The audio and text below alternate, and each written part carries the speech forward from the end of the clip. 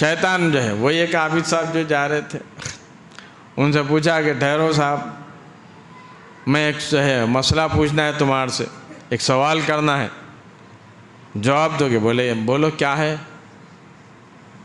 بولے ساری دنیا، ایک شیشی لے کے آیا تھا چھوٹی سی، بتایا شیشی چھوٹی سی، بولے ساری دنیا اس شیشے میں آ سکتی کیا؟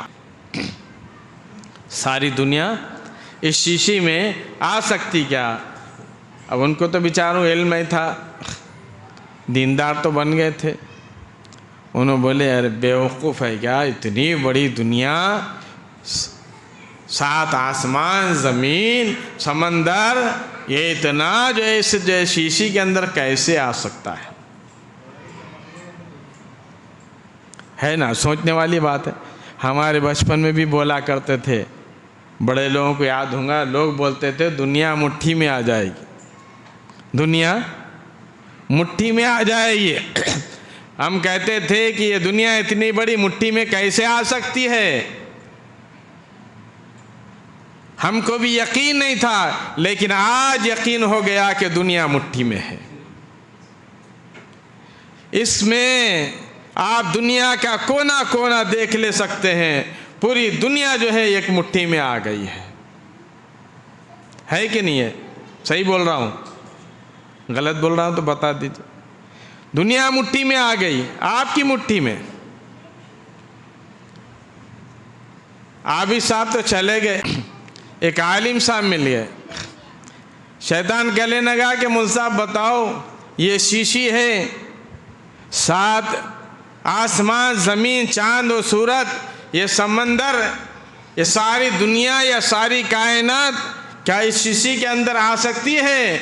وہ تو علم والے تھے، کہنے لگے کہ بابا اللہ تبارک و تعالی اگر چاہے، اس کے پاس جو ہے اس کی ایسی طاقت ہے کہ ایسے ایک دنیا کیا کئی دنیا بھی اس میں جو ہے سما سکتے ہیں۔ سبحان اللہ، سبحان اللہ۔ علم وہ چیز ہے، اس لیے علم حاصل کرنا چاہیے۔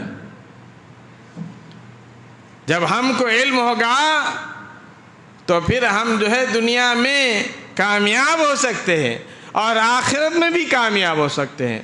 حدیث پاک میں ہے، اللہ کے نبی صلی اللہ علیہ وسلم فرماتے ہیں کہ شیطان جو سب سے بڑا شیطان ہوتا ہے، وہ سمندر کے اوپر ایک بڑا تخت لگا کے بیٹھتا، اور سارے شیاطین وہاں پر آتے ہیں اور سب سے پوچھتا ہے کہ بتاؤ تم کیا کرے؟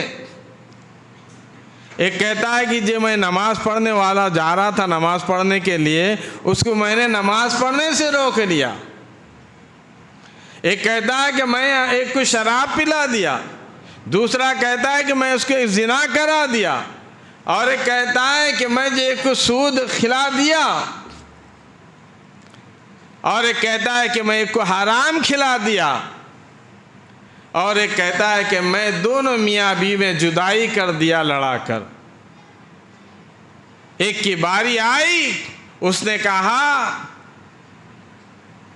کہ ایک لڑکا علم دین حاصل کرنے کے لیے مدرسہ جا رہا تھا، میں نے اس کو روک لیا، اس کے دل میں وسوسہ ڈالا اور اس کو جو بہکا کر پھسلا کر اس کو مدرسہ جانے سے روک دیا، قرآن مجید کی تعلیم حاصل کرنے سے روک دیا۔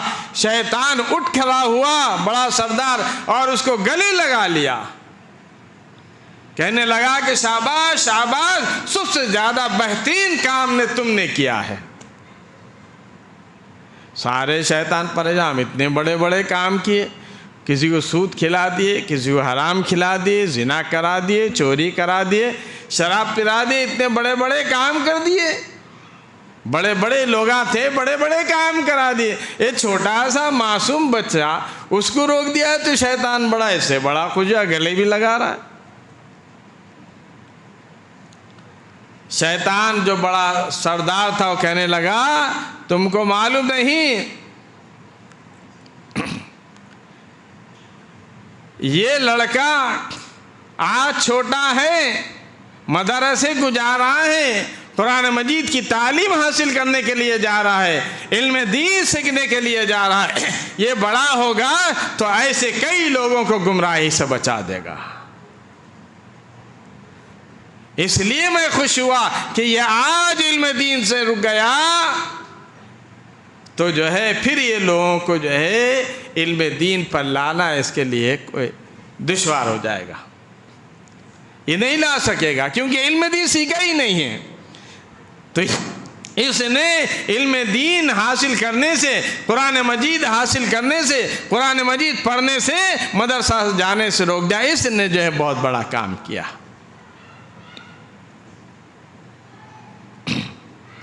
اس لیے عزیز دوستو، علم دین حاصل کرو۔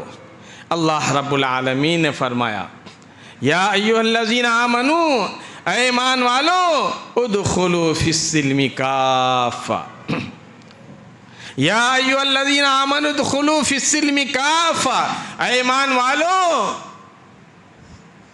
تم اسلام میں پورے کے پورے داخل ہو جاؤ۔ یا ایھا الذین آمنو، اے ایمان والو، ادخلوا فی السلم کافہ، داخل ہو جاؤ تم اسلام میں پورے کے پورے۔ ایسا نہیں کہ ایک پاؤں جو ہے ایک طرف ہے اور دوسرا پاؤں دوسری طرف ہے۔ کہا کرتے نا بڑے لوگ، دو کشتی میں سوار نہیں ہونا چاہیے، دو کشتی میں دو پیر رکھ کر چلیں گے تو پھر انجام برا ہوگا۔ اس لیے ایک ہی کشتی میں سوار ہو، یا ادھر کے ہو جاؤ یا ادھر کے ہو جاؤ، یا رحمان کی طرف ہو جاؤ یا شیطان کی طرف ہو جاؤ، دو نہیں چلنے والے۔ ایک میان میں دو تلوار نہیں آنے والی، ایک طرف رحمان کو بھی خوش کر رہے ہیں اور دوسری طرف شیطان کو بھی خوش کر رہے ہیں، ایسا ہونے والا نہیں ہے۔ ہم اپنے گریبان میں سر ڈال کر جھانک کر دیکھیں کہ ہم کس طرف چل رہے ہیں۔ دونوں طرف، دنیا میں بھی ٹانگ ہے ہماری، آخرت میں بھی۔ ایک طرف رحمان کو بھی خوش کرنا چاہتے ہیں، دوسری طرف شیطان کو بھی خوش کرنا چاہتے ہیں۔ شادی بیاہ میں دیکھو، شادی کس لیے کر رہے ہیں؟ رقعے پہ لکھا ہوا ہے النکاح من سنتی، نکاح کرنا سنت ہے، اور سارے کام شیطان کے کر رہے ہیں۔ ساری شادی میں رسم و رواج شیطان کے ہیں، گانا بجانا شیطان کا ہے۔ شروع سے آخر تک، شادی کے شروع سے آخر تک سارے کے سارے کام شیطان کو خوش کرنے کے۔ صرف ایک نکاح و رسم باقی رہ گئی ہے مسلمانوں کے پاس، اس کو باقی رکھا ہوا ہے، ورنہ وہ بھی جو ہے کس لیے رکھے ہوئے پتہ نہیں، لوگوں کو دکھانے کے لیے کیا پتہ نہیں، بس ایک چیز باقی رہ گئی ہے، یہ اللہ کا شکر ہے۔ مگر باقی خرافات سارے شیطان کو خوش کرنے کے۔